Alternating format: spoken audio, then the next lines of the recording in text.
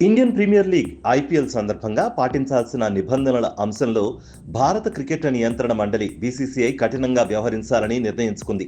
సొంత గడ్డపై న్యూజిలాండ్ చేతిలో భారత జట్టు టెస్ట్ సిరీస్ వైట్ వాష్ కావడంతో పాటు ప్రపంచ టెస్ట్ ఛాంపియన్షిప్ WTC ఫైనల్కు అర్హత సాధించలేకపోవడంతో నిబంధనలను పక్కగా అమలు చేయాలని డిసైడ్ అయింది. ఇందులో భాగంగా ఫ్రాంచైజీలకు ప్రాతినిధ్యం వహించే సమయంలో కూడా భారత ఆటగాళ్లు టీం బస్సుల్లోనే ప్రయాణించాలని స్పష్టం చేసింది.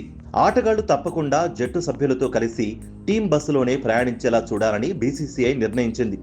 ఈ మేరకు ఫ్రాంచైజీ యాజమాన్యాలకు సూచించింది.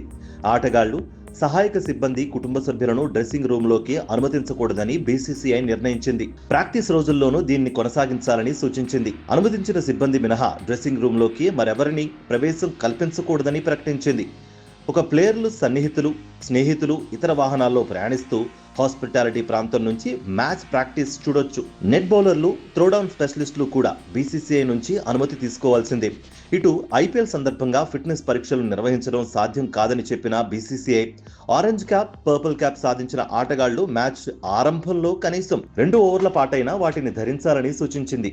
మ్యాచ్ తర్వాత అవార్డు ప్రధానోత్సవంలో ప్లేయర్లు స్లీవ్లెస్ జెర్సీలను ధరించకూడదని బీసీసీఐ కుండబద్దలు కొట్టేసింది. ఇక మార్చి 22 నుంచి కోల్కతాలో ఐపీఎల్ సీజన్ ప్రారంభం కానుండగా దానికి ముందు ఈ నెల 20న ముంబై వేదికగా కెప్టెన్ల సమావేశం జరగనుంది. సాధారణంగా తొలి మ్యాచ్ జరిగే వేదికలోనే ఈ భేటీ జరుగుతుంది.